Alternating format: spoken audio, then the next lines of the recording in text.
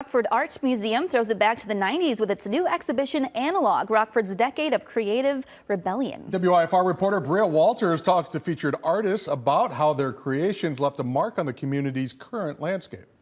Coming and seeing what artists at the time were doing in Rockford, I think, is just very different from what's happening right now. The Rockford art scene in the 90s was vibrant with opportunities for artists. Scott Snyder, who worked with Paul Harvey Oswald and other groups, says everyone was united. Not everyone was doing the same thing or thinking the same thing, but it seemed like there's a lot of sharing and helping of each other. Snyder's first exhibit was at Cafe Esperanto, a hotspot for artists and art lovers.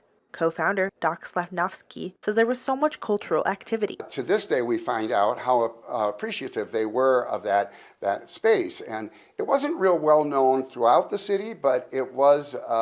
It did have a strong following. Doug Connell is the co-founder of Paul Harvey Oswald. He says reflecting on his work with the exhibition makes him emotional. It needed an end point, a conclusion, so the fact that it could come together and be a small part of the analog show at the Rockford Art Museum is pretty cool.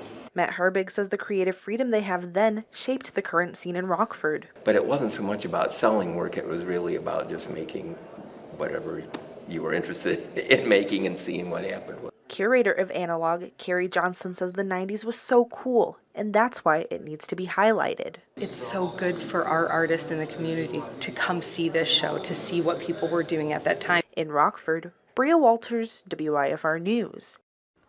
Analog, Rockford Decade of Creative Rebellion runs until September, and it's free to view. The museum will also have lectures the last Thursday of the month with select artists from the exhibit. It's a nice